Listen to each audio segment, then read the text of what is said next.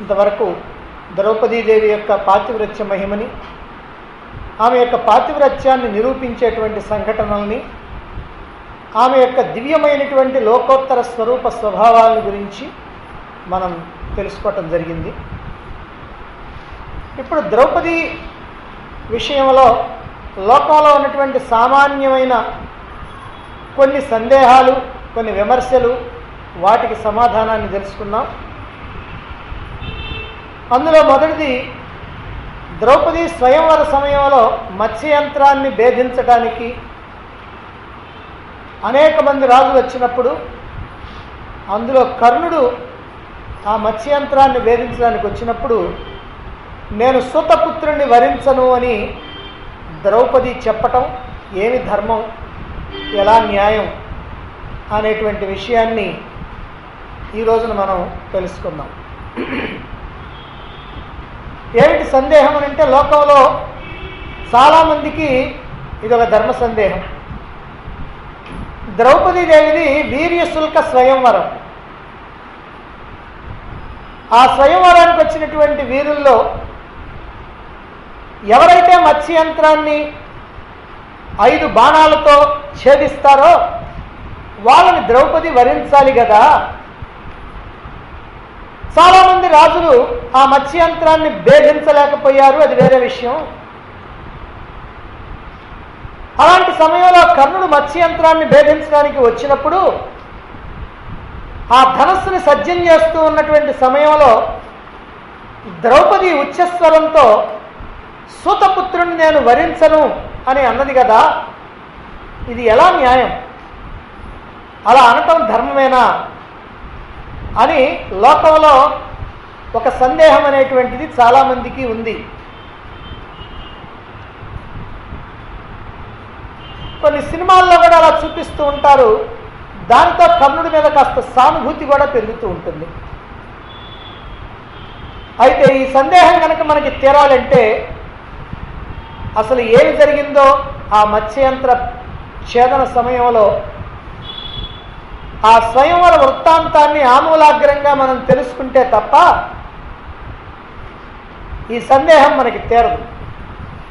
సంస్కృత మహాభారతం ఆది పర్వం 184వ అధ్యాయం నుంచి 186వ అధ్యాయం వరకు 3 అధ్యాయాల్లో ఈ వృత్తాంతం ఉంది. మరి ముందుగా ఆ వృత్తాంతం ఏమిటో 184వ అధ్యాయంలో చెప్పబడినటువంటి ఈ స్వయంవర వృత్తాంతం ఏమిటో తెలుసుకుందాం. యజ్ఞసేనస్య కామస్తు పాండవాయ కిరీటినే కృష్ణాం దద్యామితి సదా నచైతద్వివృణో సహ సోన్వేషమాణః కౌంతేయం పాంచాల్యో జనమేజయ దృఢం ధనురనానన్యం కారయామాస భారత యంత్రం వైహాయసం చాపి కారయామాస కృత్రిమం తేన యంత్రేణ సమితం రాజా లక్ష్యం చకారస. ఈ 3 శ్లోకాల యొక్క భావం ఏమిటంటే, అక్కడ జనమేజయుడికి మహాభారత కథ వినిపిస్తూ ఉన్నాడు వైశంపాయనుడు. అలా వినిపిస్తూ ఉన్నప్పుడు చెప్తున్నాడు, ఓ జనమేజయ మహారాజా, ద్రుపద మహారాజుకి తన యొక్క కుమార్తె ద్రౌపది పాండవ మధ్యముడైనటువంటి అర్జునుడికి భార్య కావాలని ఆయనకి కోరిక, చిరకాల కోరిక. ఎలాగైనా సరే ద్రౌపదిని అర్జునుడికి ఇచ్చి వివాహం చేయాలని ఆయన మనస్సులో ఆలోచిస్తూ ఉన్నాడు. అయితే పాండవులు లక్క ఇంటిలో దగ్ధమయ్యారు అనేటువంటి విషయం ఆయనకి తెలిసింది. చాలా చింతించాడు, ఎలాగాని బాధపడ్డాడు. తన యొక్క కోరిక నెరవేరేటువంటి అవకాశం లేకపోయింది అని బాధపడ్డాడు. అయితే ఆయన యొక్క పురోహితుడు ఒక మాట చెప్పాడు, పాండవులు మహాధర్మాత్ములైనటువంటి వాళ్ళు అలా అర్ధాంతరంగా ప్రాణాలు వదలటం జరగదు, వాళ్ళు లక్క ఇంటిలో నుంచి తప్పించుకున్నారు అనేటువంటి విషయం చూచాయిగా నాకు తెలుస్తుంది. మరైతే అది నిజమో కాదో నాకు తెలియదు, కనుక వాళ్ళు తప్పించుకోవడానికి అవకాశం మాత్రం ఉన్నది అని తెలియజేసినప్పుడు ద్రుపద మహారాజు తన యొక్క కోరికని తన మనస్సులోనే ఉంచుకున్నాడు, ఇతరులకి మాత్రం ఎవరికి చెప్పలా. అయితే ఈ లాక్షాగృహ దహనం తర్వాత పాండవుల యొక్క జాడ ఏమైనా తెలుస్తుందేమోనని చెప్పి ఆయన కూడా అనేక మంది సేవకుల చేత వెతికిస్తూ ఉన్నాడు. అలా వెతికిస్తూనే ఒకవేళ వాళ్ళు కనుక జీవించి ఉన్నట్లయితే వాళ్ళని బయట పెట్టడం కోసమని, వాళ్ళు అలా బయటపడాలి అని అంటే ఒక ఉపాయాన్ని బన్నాడు. ఏమిటా ఉపాయం అంటే అర్జునుడు తప్ప మరొకరెవరు కూడా ఎక్కువ పెట్టలేనటువంటి ఒక ధనుస్సుని తయారు చేయించాడు. ఆ ధనుస్సుని తయారు చేయించి ఆకాశంలో కృత్రిమమైనటువంటి యంత్రం తిరుగుతూ ఉంటుంది. ఆ తిరుగుతున్నటువంటి యంత్రం పై భాగాన ఛేదించాల్సినటువంటి లక్ష్యం అంటే ఒక చేప బొమ్మ, దాన్ని అక్కడ తగిలించాడు. అంటే ఆ బొమ్మ కింద ఈ యంత్రం తిరుగుతూ ఉంటుంది, ఓ చక్రం లాంటిది, అంటే మధ్యలో రంధ్రాలు ఉంటాయి అన్నమాట. ఇప్పుడు గిరగిరా తిరిగేటువంటి యంత్రం యొక్క రంధ్రంలో నుంచి బాణాన్ని ప్రయోగించి ఆ పైన ఉన్నటువంటి ఆ మత్స్యం అనేటువంటి లక్ష్యాన్ని కొట్టాలి. దానికి 5 బాణాలను ఏర్పాటు చేశాడు. ఇది మత్స్యయంత్ర ఛేదనం అని అంటే. ఇటువంటి వీర్యశుల్క స్వయంవరాన్ని ఏర్పాటు చేయటంలో ద్రౌపదుడికి ఒక అభిప్రాయం ఉంది. ఏమిటంటే వెనక కుమారాస్త్ర విద్యా ప్రదర్శన సమయంలో కదిలేటువంటి లక్ష్యాన్ని కొట్టినటువంటి వాడు అర్జునుడు. కాబట్టి అర్జునుడు కనుక జీవించి ఉన్నట్లయితే తప్పకుండా వచ్చి ఈ లక్ష్యాన్ని ఛేదించగలుగుతాడు అనేటువంటిది ద్రుపదుడి యొక్క నమ్మకం. ఒకవేళ కర్ణుడు కూడా ఈ లక్ష్యాన్ని ఛేదించగలిగినటువంటి వాడు అయినప్పటికీ అతడు కులహీనుడు గనక ఇబ్బంది ఏమీ లేదు అనేది ద్రుపదుడి యొక్క అభిప్రాయం. ద్రుపదుడు ఇలాంటి నిర్ణయానికి రావడానికి కారణం ఏమిటంటే ఆయన యొక్క పురోహితుడు ఈ పాండవులు లక్క ఇంటి నుంచి తప్పించుకొని జీవించే ఉన్నారు అనేటువంటి విషయాన్ని చెప్పటమే. ద్రుపద మహారాజు యొక్క ఈ స్వయంవర ప్రకటన విన్నటువంటి అనేక దేశాల నుంచి రాజులు, చక్రవర్తులు, క్షత్రియ వీరులు, మహర్షులు, విప్రవర్యులు అనేక మంది ఈ కాంపిల్య నగరానికి వచ్చారు. హస్తినాపురం నుంచి దుర్యోధనాదులు కర్ణుని వెంట పెట్టుకొని వచ్చారు. బ్రాహ్మణ వేషంలో ఉన్నటువంటి పాండవులు వచ్చారు. స్వాగత సత్కారాలు జరుగుతూ ఉన్నాయి. స్వయంవర మండపం ఇంద్రభవనాలాగా ప్రకాశిస్తూ ఉంది. దుందుభిద్వానాలు మ్రోగుతూ ఉన్నాయి. వేదవేత్తలైనటువంటి బ్రాహ్మణులు అగ్నికి ఆహుతులు అర్పిస్తూ ఉన్నారు. స్వస్తివాచకాలు మిన్నుముట్టినాయి. వాయిద్యాలు మ్రోగుతూ ఉన్నాయి. సంగీతం శ్రావ్యంగా వినిపిస్తూ ఉంది. ఆ సమయంలో అందమైనటువంటి వస్త్రాలు, అనేక రకాలైనటువంటి ఆభరణాలు ధరించి, చేతిలో సువర్ణమాలను ధరించి ఈ ద్రుపద రాజకుమారి ద్రౌపదిని వెంట పెట్టుకొని ఆ ద్రుపదుని యొక్క కుమారుడైనటువంటి దృష్టజుమ్నుడు సభామండపంలో ప్రవేశించాడు. సభా మధ్యంలో నిలిచాడు. మేఘ గంభీర స్వరంతో, అర్ధయుక్తమైనటువంటి మధుర వచనాలతో పెద్దగా ఇలా అంటూ ఉన్నాడు ఆ సభికులతో. ఇదం ధనుర్లక్ష్యమిమేచ బాణాః శృణ్వంతు మే భూపతయః సమేతాః ఛిద్రేణ యంత్రస్య సమర్పయధ్వం చరై శతై వ్యోమ చరై దశార్హై ఏతస్య హత్కర్మ కరోతి యో వై కులేన రూపేణ బలేన యుక్తః తస్మాద్య భార్య భగినీ మమేయం కృష్ణా భవిత్రి సమృషా భవీమి. స్వయంవరానికి అరుదించినటువంటి రాజమండలికి నా వందనాలు. దృష్టజుమ్నుడు అంటున్నాడు, నా మాటలు శ్రద్ధగా ఆలకించండి.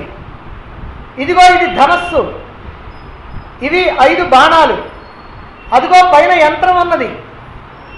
ఆ యంత్రం పైన ఛేదించవలసినటువంటి లక్ష్యం ఉంది.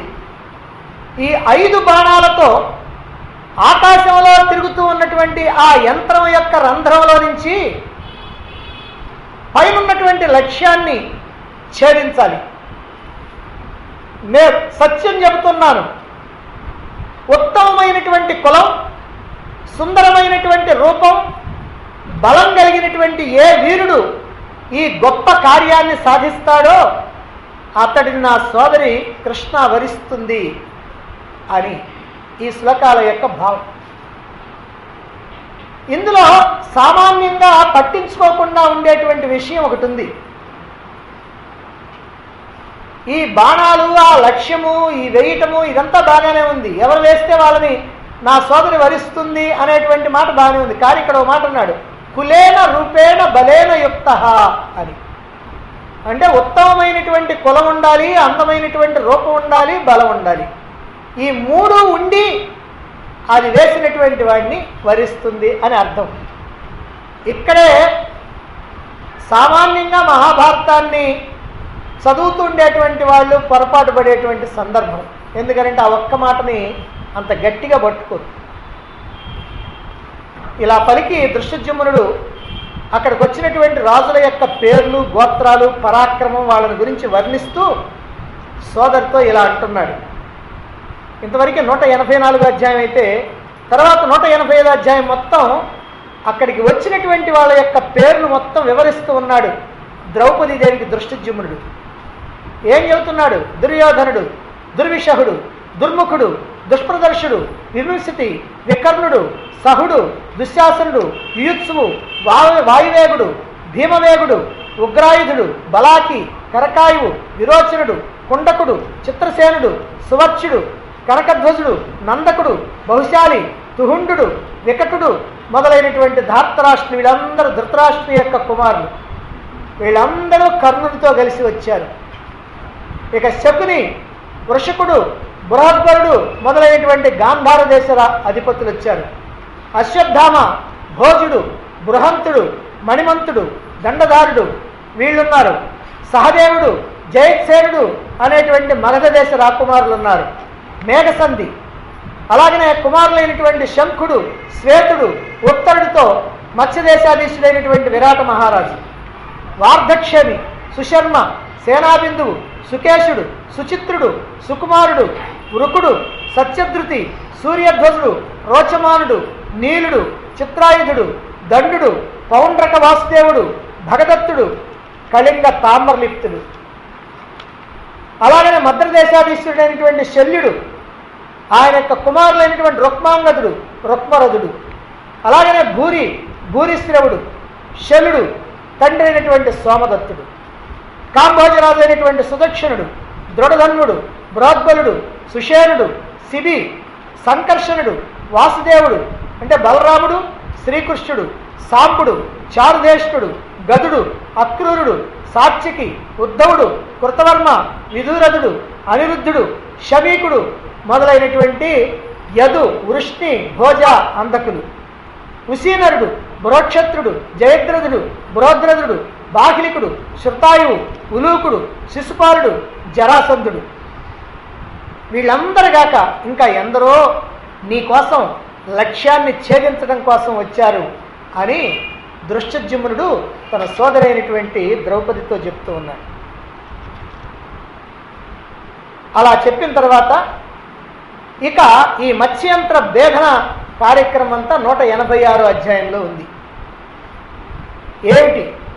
ఆ మత్స్యంత్రాన్ని ఛేదించడానికి వచ్చినటువంటి రాజులు ఏం ప్రయత్నం చేశారు, ఏమి జరిగిందప్పుడు? రాజపుత్రులు యవనంలో ఉన్నటువంటి వీరాది వీరులైనటువంటి వాళ్ళు తానే అధిక శక్తిశాలుమని ఒకరినొకరు స్పర్ధతో చూసుకుంటూ ఉన్నారు. ఇక్కడికి వచ్చేవారికి స్నేహితులు కూడా ఇప్పుడు ఒకరినొకరు స్పర్ధతో చూసుకుంటున్నారు. ఏమో నాకు వాడు పోటీ వస్తాడేమో అనేటువంటి భావనతో అలా చూసుకుంటూ ద్రౌపది నాదే అవుతుంది అని అనుకుంటూ తమ యొక్క స్థానాల నుంచి అలా లేచి వస్తూ ఉన్నారు. అదే సమయంలో ఇలా అందరూ ఇక్కడ సమావేశమై ఈ స్వయంవరం జరుగుతూ ఉంటే దీన్ని తిలకించడం కోసం ఆకాశంలో విమానాలను ఎక్కి రుద్రులు, ఆదిత్యులు, వసువులు, అశ్విని దేవతలు, సిద్ధులు, సాధ్యులు, అలాగనే మరుత్తులు, యముడు, కుబేరుడు, యక్షులు, కిన్నెర్లు, కింపురుషులు, దైత్యులు, సుపర్ణులు, ఉరగులు, దేవర్షులు, గుహ్యకులు, చారణులు, నారదులు, పర్వతులు, అప్సరసులు, గంధర్వులు అందరూ కూడా వచ్చున్నారు. ఇక ఒక్కొక్కరు రాజులు వస్తున్నారు. ధనుస్సును ఎత్తడానికి ప్రయత్నం చేస్తూ ఉన్నారు, విఫలమైపోతూ ఉన్నారు. కొంతమంది ధనుస్సును ఎత్తలేక పడిపోతూ ఉన్నారు.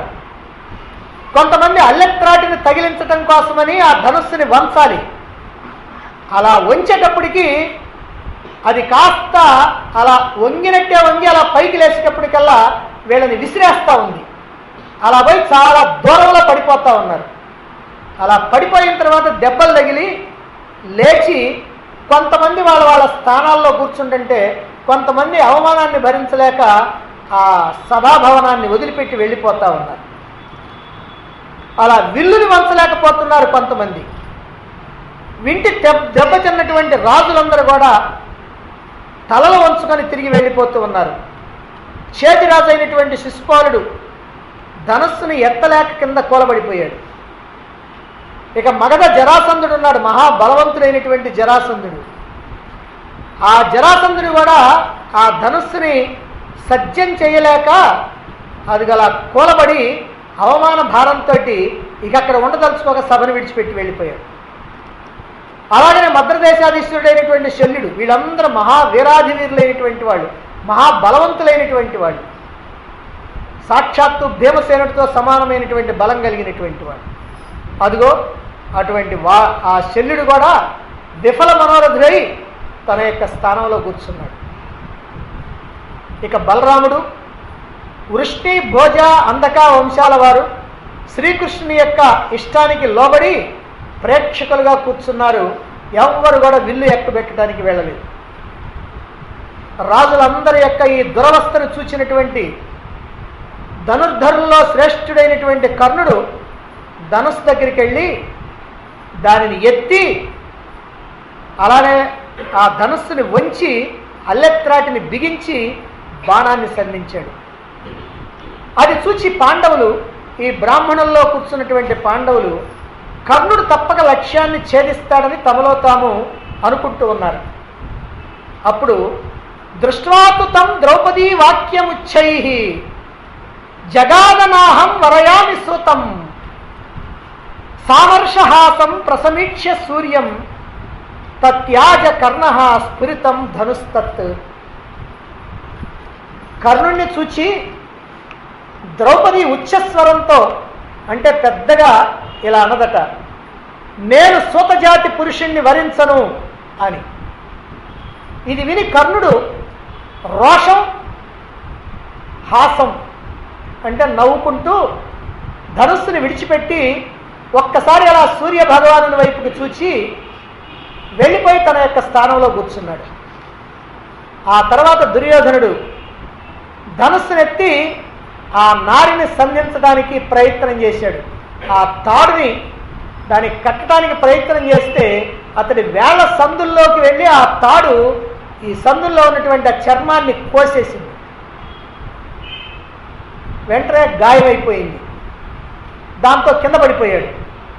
సిగ్గుతో తలవంచుకొని తిరిగి వెళ్ళి తన స్థానంలో కూర్చున్నాడు. ఇది స్వయంవర వృత్తాంతం. ఆ తర్వాత బ్రాహ్మణుల్లో నుంచి అర్జునుడు వచ్చాడు. సరే, ఇది వేరే విషయం.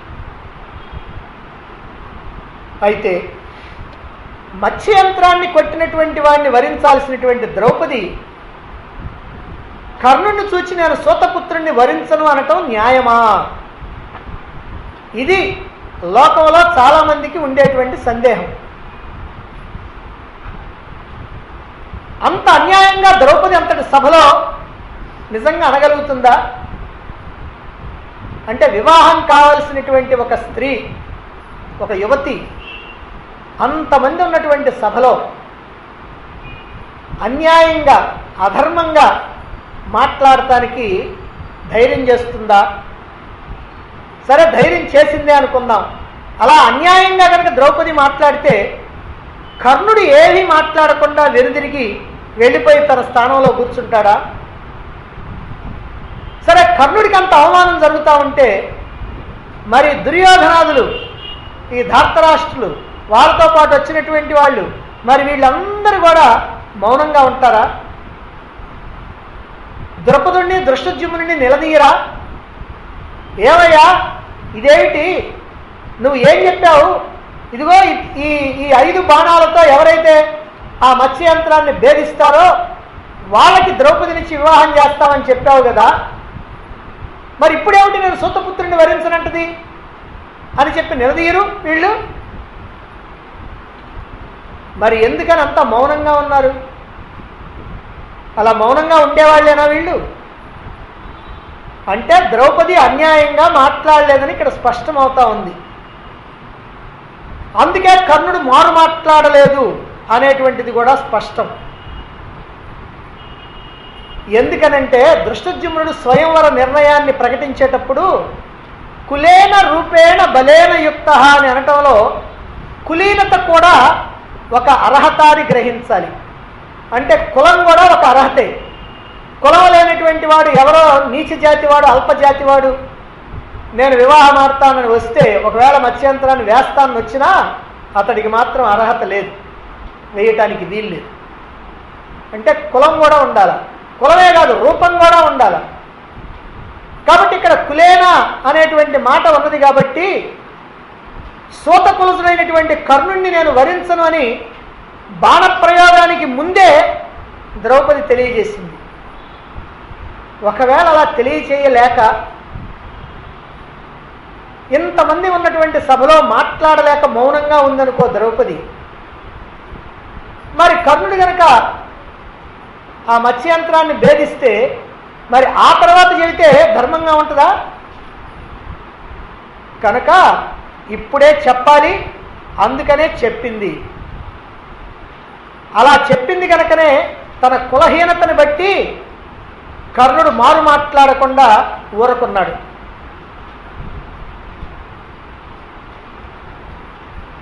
కాబట్టి తనకి కులహీనత ఉన్నది అనేటువంటి విషయం కర్ణుడికి తెలుసు. అక్కడ కులం ఉన్నటువంటి వాడు, అంటే ఉత్తమమైనటువంటి కులమైనటువంటి వాడే ఆ మత్స్యంత్రాన్ని వెయ్యాలి అనేటువంటి విషయం కూడా తెలుసు. అందుకే కర్ణుడు మారు మాట్లాడకుండా ఊరకుండిపోయాడు. అయితే ఆనాటి కర్ణుడు ఊరుకున్నాడు కానీ ఈనాటి కర్ణాభిమానులు కానీ లేకపోతే ఈ దుష్ట చతుష్టయ అభిమానులు కానీ ఊరుకోలేక ద్రౌపదిది అన్యాయమని నిందిస్తూ ఉన్నారు. కొంతమంది సామాన్యులు కూడా ఈ కులీనత విషయాన్ని గ్రహించలేక ఎందుకు అలా అన్నది ద్రౌపది, అలా అనటం ఎలా ధర్మం అవుద్ది అని పాపం వాళ్ళల్లో వాళ్ళే మదన పడుతూ ఉంటారు, సందేహం వ్యక్తం చేస్తూ ఉంటారు. ఇక్కడే ముఖ్యమైనటువంటి మరొక సందేహాన్ని కూడా మనం చాలా జాగ్రత్తగా గమనించాలి. ఏమిటనంటే కులం విషయంలో నియమం ఉంది కదా, సరే ఆ విషయం మనకు తెలిసినా తెలియకపోయినా, ఎవరికి తెలిసినా తెలియకపోయినా అక్కడ కూర్చున్నటువంటి రాజులందరికీ కూడా దృష్టద్యుమ్నుడు చెప్పాడు కదా. కనుక కులం ఉన్నటువంటి వాడే, అంటే ఉత్తమ కులసుడైనటువంటి వాడే మత్స్యంత్రాన్ని వెయ్యాలని అక్కడ ఉన్నటువంటి వాళ్ళందరికీ తెలుసు కదా, అంటే కర్ణుడికి కూడా తెలుసు కదా. మరి తెలిసినటువంటి కర్ణుడు ఎందుకు వెళ్ళాడు అనేటువంటిది ఒక సందేహం. ఉత్తమ కులసుడైనటువంటి వాడే వెయ్యాలని చెప్పి తెలిసినా మరి కర్ణుడు ఎందుకు వెళ్ళాడు? అసలు కర్ణుడు స్వయంవరానికి ఎందుకు వచ్చాడు? సరే ఎందుకు వచ్చాడంటే చెప్పవచ్చు, ఎందుకంటే దుర్యోధనాదులతో స్నేహంగా వచ్చాడని చెప్పుకోవచ్చు. కానీ ఎందుకు ఈ లక్ష్యాన్ని వేయటానికి ప్రయత్నం చేశాడు అనంటే క్షత్రియ వీరులందరూ కూడా ధనుస్సును ఎత్తలేక పడిపోయారు. ఎవరు కూడా కనీసం బాణాన్ని కూడా సంధించలా ఇంతవరకు. మరి బాణాన్నే సంధించడం చేతగానటువంటి వాళ్ళు అక్కడ గిర్ర తిరిగేటువంటి ఆ యంత్రంలో యొక్క రంధ్రంలో నుంచి ఆ లక్ష్యాన్ని ఇక్కడ కూర్చొని ఆ బాణం ఎట్లా వేస్తారు? కిందకు చూస్తూ. కాబట్టి సాధ్యమయ్యేటువంటి పని కాదు. కనుక రాజులందరూ విఫలమయ్యారు కనుక, ఏ గత్యంతరం లేదు కనుక సరే నేను ప్రయత్నం చేద్దాం, అంగీకరిస్తారా? సరే అంగీకరించకపోతే లేదు అనేటువంటి ఉద్దేశంతో కర్ణుడు అదిగో ఆ ప్రయత్నానికి వచ్చాడనమాట. అయితే ఇక్కడ ద్రౌపది మాత్రం ఎవరు వేసినా వేయకపోయినా కులహీనుణ్ణి మాత్రం చేసుకునేటువంటి ప్రసక్తి లేదని స్పష్టం చేసింది. తాను మొట్టమొదటి అనుకున్నటువంటి నిర్ణయం ఏదైతే ఉందో ఆ నిర్ణయానికే కట్టుబడి ఉంది. అందువల్ల ఏమీ మాట్లాడలేక చేసేది లేక వెనుదిరిగి వెళ్ళిపోయాడు. అంతే తప్ప ఇది గనక ఏదైనా అన్యాయం గనకైతే కర్ణుడు ఊరుకుంటాడా? దుర్యోధనాదులు ఊరుకుంటారా? ఊరికినే పోయి వెనుదిరిగి ఏమి చేతగాని చవట దద్దమ్మల్లాగా కూర్చుంటారా? అది జరిగేటువంటి పనిగా.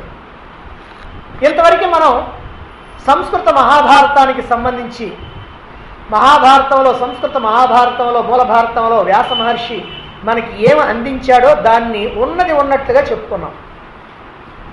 అయితే ఆంధ్ర మహాభారతం వరకు వచ్చినప్పటికల్లా నన్నయ్య గారు మాత్రం వేరుగా రాయటం జరిగింది.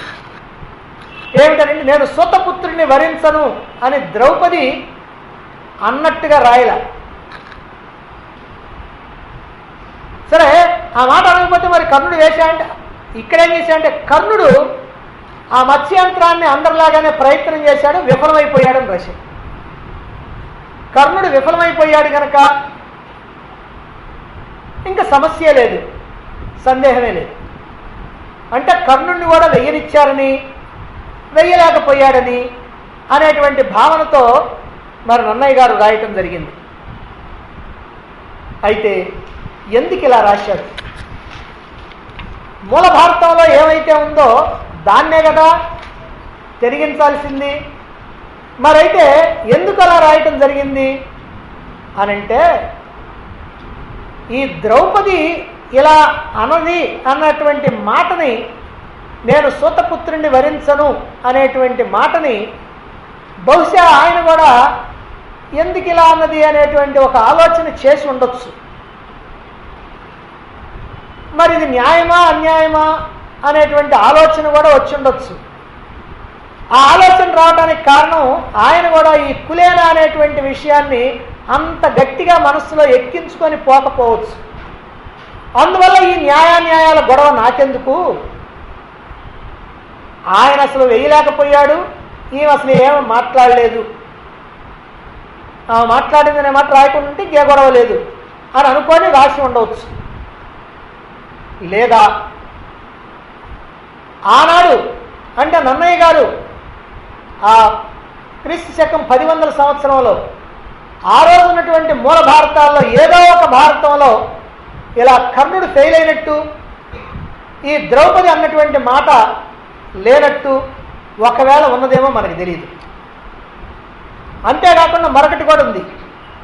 అదేంటనంటే ఈ తెలుగులోకి అనువదించినప్పుడు ఈ భారతాన్ని కొంత తగ్గించి, కొంత మార్చి, కొంత పెంచి ఇలాగా వ్రాయటం కూడా జరిగింది. అలా వ్రాసే దాంట్లో వాళ్ళు కూడా కొంత ఆలోచించి ఇదిగో ఇది లేకుండా ఉంటేనే బాగుంటుంది అనేటువంటి భావంతోనైనా రాసి ఉండొచ్చు. ఏమైనా సరే అందరు రాజులతో పాటు కర్ణుడు విఫలమయ్యాడని నన్నయ్య గారు రాశారు. కానీ మూల భారతంలో మాత్రం కర్ణుడు కూడా ఈ మత్స్యంత్రాన్ని భేదించగలుగుతాడు, అయినప్పటికీ కులం తక్కువ కాబట్టి మనకేం ఇబ్బంది లేదు అని ద్రుపదుడు భావించినట్టుగా కనుక ఈ మత్స్యంత్రాన్ని ఏర్పాటు చేసినట్టుగా చెప్పటం జరిగింది. దీనివల్ల నేను సూతుణ్ణి వరించను అనేటువంటి మాట ద్రౌపది అన్నది, ఆ అనటంలో ఏ రకమైనటువంటి అన్యాయం లేదు అనేటువంటి విషయాన్ని మనం తెలుసుకుంటే ఈ విషయాన్ని ఇంతటితోటి మనం ముగించవచ్చు.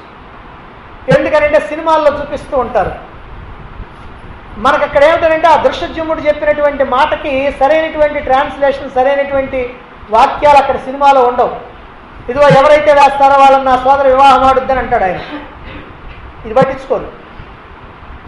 సరే ఇది కూడా పెడదామని చెప్పి, ఎందుకంటే ఇది కూడా లోకంలో ఉంది కదా, కర్ణుని కాస్త గొప్పవాడిని చేయాలని అంటే అందుకని కర్ణుడు రాగానే ఆయన వేస్తాడేమోనని చెప్పి ఏమో నేను సూతపుత్రుడిని వరించిన అంటది. అలాగనే చూపిస్తే కర్ణుడి మీద సానుభూతి పెరుగుద్ది.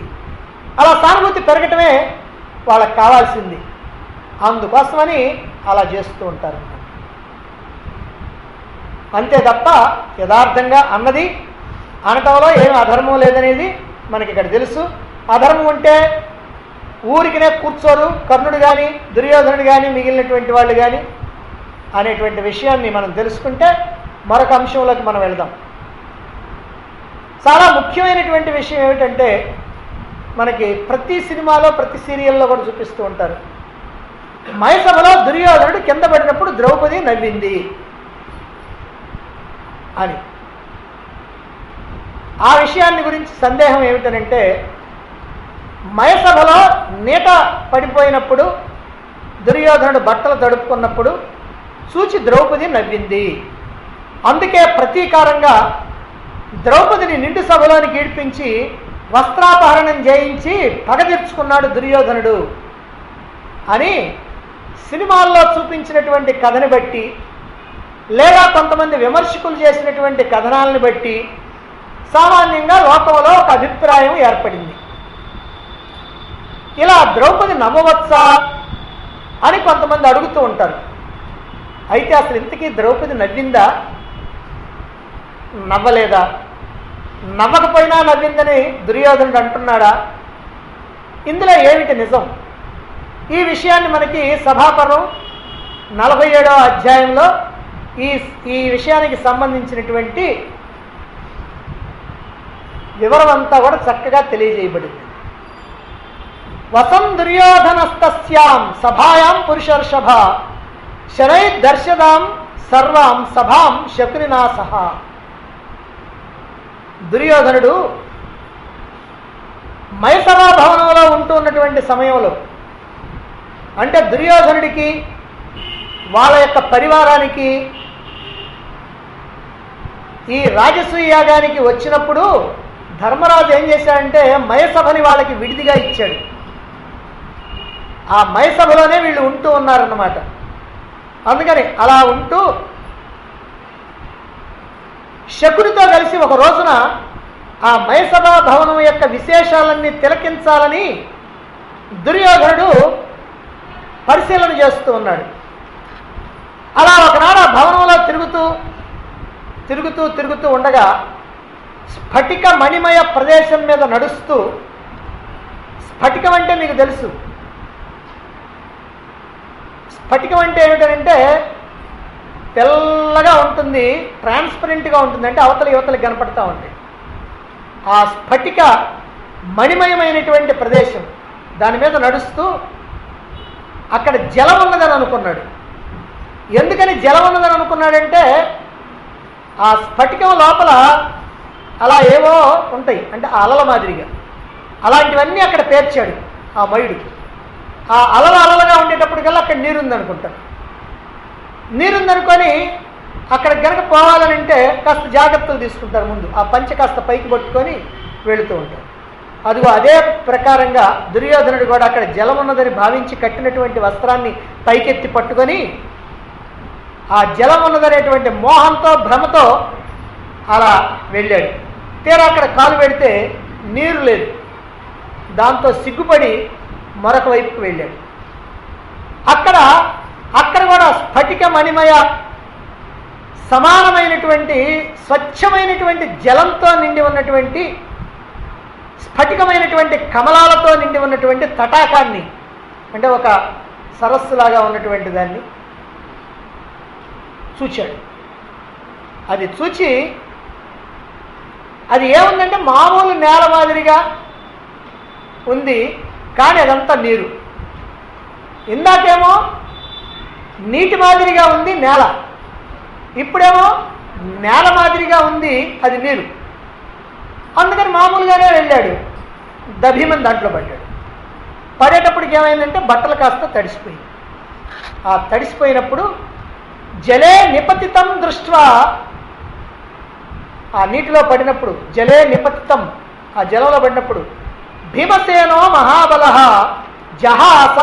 జహసుశ్చైవ కింకరాశ్చ సుయోధనం. దుర్యోధనుడు నీటిలో పట్టడంతో మహాబలుడైనటువంటి భీమసేనుడు మరియు అక్కడ ఉన్నటువంటి కింకరులు అంటే సేవకులు నవ్వారు. వాసాంసి చ శుభాస్మస్మై ప్రదతూ రాజశాసనాత్ తథాగతం తు తం దృష్ట్యా భీమసేనో మహాబల. ఎప్పుడైతే అలా పడ్డాడు అనేటువంటి విషయం తెలిసిందో ధర్మరాజుకి వెంటనే పొడి గుడ్డలు, పొడి వస్త్రాలు, మంచి వస్త్రాలు తీసుకెళ్ళి ఇవ్వమని చెప్పి భీముడికి ఆజ్ఞాపిస్తే భీముడు తీసుకొచ్చి ఆ వస్త్రాలు ఇస్తాడు. అర్జునశ్చ యమౌ భౌభౌ సర్వేతే ప్రాహసంస్తదా నామర్షయత్ తతస్తేష మహా సమమర్షణ. ధర్మనందను యొక్క ఆజ్ఞతో భీమసేనుడు సుందరమైనటువంటి పొడి వస్త్రాలని దుర్యోధనుడికి ఇచ్చాడు. దుర్యోధనుడి యొక్క ఈ దురవస్థను చూచి అర్జున, నకుల, సహదేవులు నవ్వసాగింది. దుర్యోధనుడు స్వభావ సిద్ధంగా అహంభావి గనక వాళ్ళ యొక్క నవ్వును సహించలేకపోయాడు. ఇది దుర్యోధనుడు నీటిలో పడ్డప్పుడు జరిగినటువంటి విషయం.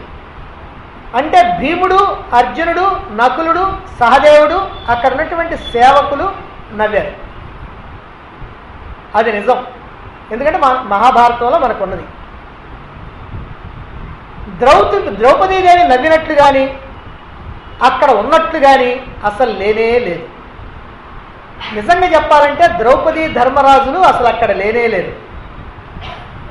ఆ తర్వాత దుర్యోధనుడు అక్కడి నుంచి మరొక చోటికి వెళుతూ తెరచి ఉన్నటువంటి ద్వారాన్ని మూసి ఉన్నట్లుగా భావించి లోపలికి పోకుండా, మూసి ఉన్నటువంటి ద్వారాన్ని తెరిచి ఉన్నట్టుగా భావించి లోపలికి పోబోయి లలాట గట్టిత ముఖద్వారుండై అంటే ఆ గోడకి ఆ తలకాయ వేసి కొట్టుకున్నాడు.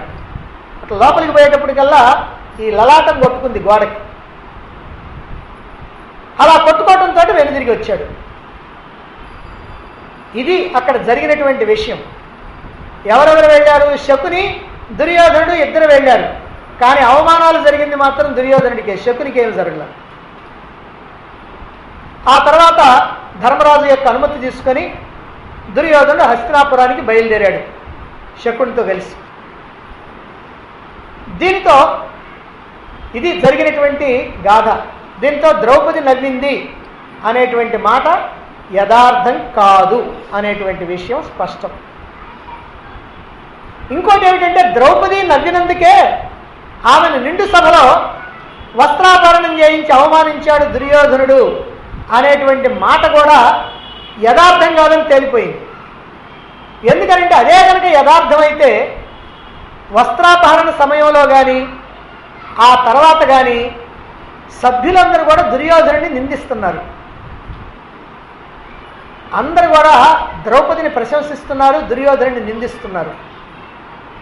ఒకవైపున విదురుడు, మరొక వైపున భీష్మద్రోణులు, వీళ్ళందరూ కూడా చాలా బాధపడుతూ ఉన్నారు. వాళ్ళు కూడా తిడుతూ ఉన్నారు వీళ్ళు. మరి అలాంటి సమయంలోనైనా దుర్యోధనుడు చెప్పాలి కదా, ఆ రోజున నన్ను మయసభలో తీవ్రమైనటువంటి అవమానం చేసింది, ఈమె నవ్వింది, పరిహసించింది, అందుకు ప్రతీకారంగా ఈ రోజున ఈమెను ఇక్కడ ఈ సభలో అవమానం చేస్తున్నాను అని దుర్యోధనుడు చెప్పాలి కదా. చెప్పాడా? చెప్పలా. అసలు దుర్యోధనుడు ఆ మాట చెప్పలా. మరొక విషయం ఏమిటంటే ద్రౌపది వస్త్రాపహరణం చేయించినటువంటి వాడు దుర్యోధనుడు కాదే, కర్ణుడు. ద్రౌపదికి వస్త్రాపహరణం చేయమని దుశ్శాసనుడితో చెప్పినటువంటి వాడు కర్ణుడు, దుర్యోధనుడు కాదు. అందువల్ల దుర్యోధనుడు ద్రౌపది నవ్వింది కాబట్టే నేను ఇట్లా సభకు తీసుకొచ్చి అవమానం చేస్తున్నాను అనేటువంటి మాట ఆయన అనలేదు. ఆయనకి లేనటువంటి భావాన్ని మన వాళ్ళు ఇప్పుడు మాత్రం కల్పిస్తూ ఉన్నారంతే.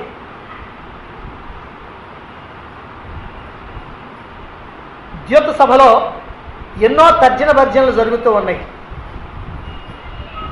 ఇన్ని జరుగుతున్నా సరే ఒక్కసారి కూడా ద్రౌపది నవ్వినట్టుగా దుర్యోధనుడు చెప్పలా. అయితే దుర్యోధనుడు కింద పడినప్పుడు భీమార్జున, నకుల, సహదేవులు, కింకరులు నవ్వినట్లు మాత్రం సంస్కృత మహాభారతం మనకి తెలియజేస్తూ ఉంది. సరే, ఇక హస్తినాపురానికి తిరిగి వస్తున్నారు. ఈ అవమానం జరిగిన తర్వాత, అంటే వాళ్ళు నవ్విన తర్వాత హస్తినాపురానికి తిరిగి వస్తున్నారు. ఎవరు? దుర్యోధనుడు, శకుని. దుర్యోధనుడు చింతాక్రాంతుడై ఉన్నాడు, బాధలో ఉన్నాడు. అయితే దానికి కారణం ఏమిటి? మన వాళ్ళు ఏం చెబుతారంటే అక్కడ అవమానం జరిగింది కదా అందుకని. దానికి కారణం ఏమిటో ఆయనే స్వయంగా చెప్తున్నాడు ఇక్కడ. పాండవ శ్రీ ప్రతప్తస్య ధ్యాయమానస్య గచ్చతః దుర్యోధనస్య నృపతే పాపావతి రజాయతి.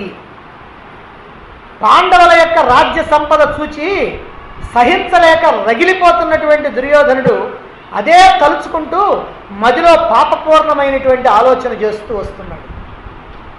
అంటే ఎందుకయ్యా దుర్యోధనుడు అలా బాధపడుతున్నాడు, అలా పగతో రగిలిపోతున్నాడు అంటే వాళ్ళ యొక్క సంపద చూచి సహించలేకపోయాడు. పాండవ సంపద అధికం కావడం చూచినటువంటి దుర్యోధనుడి శరీరం రంగు మారిపోయింది. ధర్మజుని యొక్క ఆ సభని, వాళ్ళ యొక్క సంపదని గురించి చింతతో రగిలిపోతూ ఉన్నాడు, పిచ్చివాడవుతున్నాడు. అది చూచి శకుని, ఎందుకయ్యా, ఏమిటి, ఎందుకు నువ్వు ఇలా అయిపోతున్నావని కారణం అడిగాడు దుర్యోధనుని.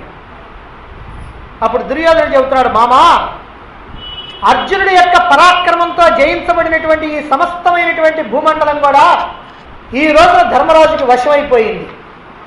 అమర్షేణకు సంపూర్ణో దహ్యమానో దివానిశం శుచి శుక్రాగమే కాలే సుష్యేత్ తోయమివాల్పకం. ఈ పాండవ సంపద చూచి, ఈ పాండవులకు ఉన్నటువంటి ఈ సంపదను చూస్తే రాత్రింబవళ్ళు, రాత్రి పగలు రెండు అసూయతో రగిలిపోతున్నాను. బాగా ఎండలు మండిపోయేటువంటి వేసవి కాలంలో నీరు ఎట్లా కాలిపోతుందో నేను ఆ రకంగా అసూయాగ్నిలో కాలిపోతా ఉన్నాను. ఏమని చెప్పను పాండవ వైభవాన్ని.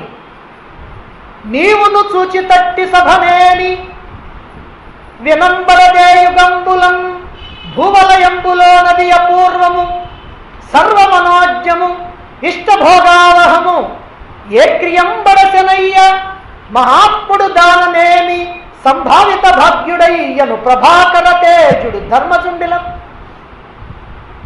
ఇక్కడ చెప్తున్నారు ఆంధ్ర భారతంలో నన్నయ్య గారు దీన్ని చక్కగా ఈ పద్య రూపంలో వర్ణించారు. నువ్వు కూడా చూచావు కదా ఆ మయసభని, ఎప్పుడైనా విన్నావా?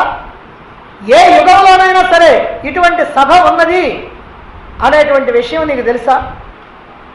ఏం పుణ్యం చేస్తే లభించిందయ్యా అలాంటి సభ ఈ ధర్మరాజుకి. సూర్యసమ తేజస్సుతో ప్రకాశిస్తూ ఉన్నాడే ధర్మరాజు. అంతేనా? యాదవు చేతి చక్రము భయంకరమై శిశుపాల మస్తక ఛేదము చేసినన్ కడు ప్రసిద్ధులు శూరులైన వీరులు ఆ యాదవ ముందటం జయ జయధ్వనులిచ్చిరి గాని వారి శౌర్యోదయ వృత్తి కట్టెదుర నోపరమెవ్వరు విక్రమింపగన్.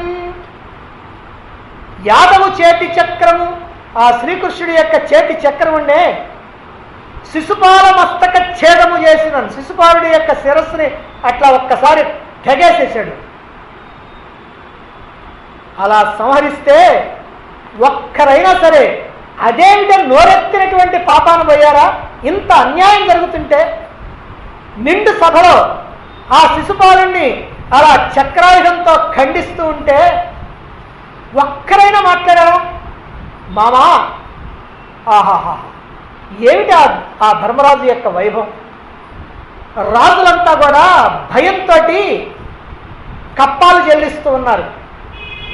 పాండవుల యొక్క ఐశ్వర్యం నానాటికి వృద్ధి చెందిపోతూ ఉంది. నేను ధర్మరాజు యొక్క నాశనానికి ఎన్ని రకాలైనటువంటి ఉపాయాలు పన్నానో చిన్నతనం నుంచి, వాటన్నింటినీ కూడా అతిక్రమించి నీటిలోని పద్మంలాగా వాళ్ళు వృద్ధి చెందుతూనే ఉన్నారు. నేను వాళ్ళని చంపడానికి ఎన్ని ప్రయత్నాలు చేసినా సరే అన్నీ విఫలమైపోతా ఉన్నాయి. వాళ్ళు మళ్ళీ దిగ్విజయంగా బయటపడతా ఉన్నారు. ఇదంతా చూస్తే దైవ కృపే ప్రధానం కానీ పురుషార్థం అనేటువంటిది అసలు అనవసరం అనిపిస్తూ ఉంది. దైవకృప ఉంటే చాలు, పురుషార్థం అసలు అక్కర్లేదని అనిపిస్తూ ఉంది. సోహం శ్రియంచతాం దృష్ట్యా సభాంతాం చ తథావిధాం రక్షిభిశ్చావహాసంతం పరితప్యే యథాగ్నినా. చివరికి మాట అంటున్నాడు, నేను ధర్మరాజు యొక్క సంపదను చూచి, దివ్యమైనటువంటి ఆ మయసభను చూచి, ఆ రక్షకుల యొక్క పరిహాసాన్ని చూచి నిరంతరము కూడా అగ్ని జ్వలిస్తున్నట్టు పరితపిస్తున్నాను. ఇక్కడ కూడా ఏం చెబుతున్నాడు? రక్షకుల యొక్క పరిహాసాన్ని చూచి అని అంటున్నాడు.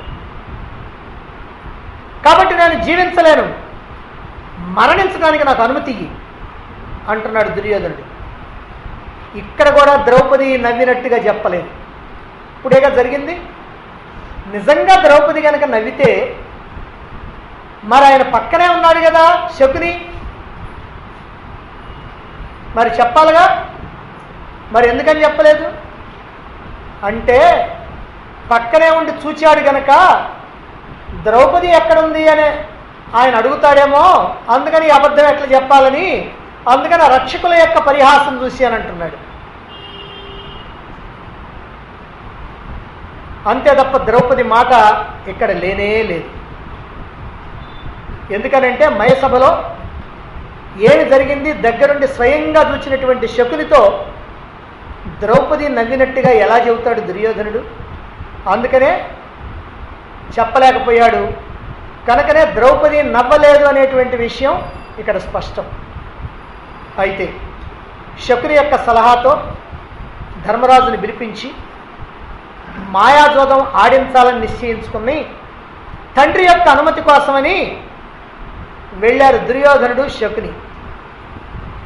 అక్కడ దుర్యోధనుడు రాజసూయ యాగ విశేషాలని, పాండవుల యొక్క పరాక్రమాన్ని, ఐశ్వర్యాన్ని ఎంతగానో వర్ణించి అదంతా తనకి అసూయాజనకమైందని తెలియజేస్తూ ఉన్నాడు. ఇదంతా ఎందుకనంటే ఎలాగైనా సరే తండ్రి చేత ఒప్పించాలా ధర్మరాజుని జోదానికి పిలిపించడానికి. తండ్రి పిలిస్తేనే వస్తాడు, తాము పిలిస్తే రాడు. కాబట్టి ఎలాగైనా పిలిపించాలి కనుక ఆ వైభవాన్ని వర్ణించడం మొదలుపెట్టాడు. ఏ ఏ రాజులు ఏమేమి కానుకలు తెచ్చారో, ఎన్ని రకాలైనటువంటి సువర్ణం కానీ, మణులు కానీ, రత్నాలు కానీ, వజ్రవైఢూర్యాలు కానీ, అలాగనే రకరకాలైనటువంటి కంబళ్ళు, అలాగనే రకరకాలైనటువంటి ఏనుగులు, గుర్రాలు, దాసీజనం, ఇలా ఎక్కడెక్కడి నుంచి ఏమో వచ్చింది మొత్తం వర్ణించి చెబుతూ ఉన్నాడు. ఆ పాండవుల యొక్క వైభవాన్ని అట్లా వర్ణిస్తూ వర్ణిస్తూ వర్ణిస్తూ చెప్పి చిట్టు చివరిలో ఒక్క మాట ఉన్నాడు. ఆ మాట ఏమిటో చూడండి. ఇది కూడా సంస్కృత భారతంలోదే. ఏమన్నాడు? తత్ర మాం ప్రాహసత్కృష్ణ పార్థేన సహసుస్వరం ద్రౌపదీచ సహస్త్రీభిః వ్యధయంతి మనోమమ. శ్రీకృష్ణుడు అర్జునుడితో కలిసి నా వైపు చూచి పక్కపక్క నవ్వాడు. ఇతర స్త్రీలతో కలిసి ద్రౌపది కూడా నా మనస్సుకి వ్యధ కలిగేటట్టు నవ్వింది. ఇక్కడ చెప్పాడు తండ్రితో. అయితే ఇది నిజమా అనేటువంటి విషయం మనం ఆలోచించాలి. అది నిజమో కాదు. దుర్యోధనుడు చివరిగా చెప్పినటువంటి ఈ మాట పూర్తి అబద్ధం. ఎందుకంటే ఇక్కడ ఎవరెవరిని చెప్పాడంటే శ్రీకృష్ణుడిని కూడా చెప్పాడు. శ్రీకృష్ణుడు కూడా నవ్వినట్టుగా, అర్జునుడు నవ్వినట్టు, సరే శ్రీకృష్ణుడు అర్జునుడు ఇద్దరు నవ్వినట్టుగా, అలాగనే ద్రౌపది నవ్వినట్టుగా చెప్పాడు. అయితే ఇది ఎందుకు అబద్ధం అని అంటే మొత్తం బంధువులందరూ వెళ్ళిపోయేదాకా వీళ్ళిద్దరు వెళ్లకుండా ఉన్నారు. హస్తినాపురం నుంచి వచ్చినటువంటి వాళ్ళు కూడా తండ్రితో సహా మొత్తం అందరూ వెళ్ళిపోయారు. అలాగే శ్రీకృష్ణుడు వెళ్ళిపోయాడు. అలాగే వచ్చినటువంటి రాజులందరూ వెళ్ళిపోయారు. చుట్టాలు పక్కాలు అందరూ వెళ్ళిపోయారు.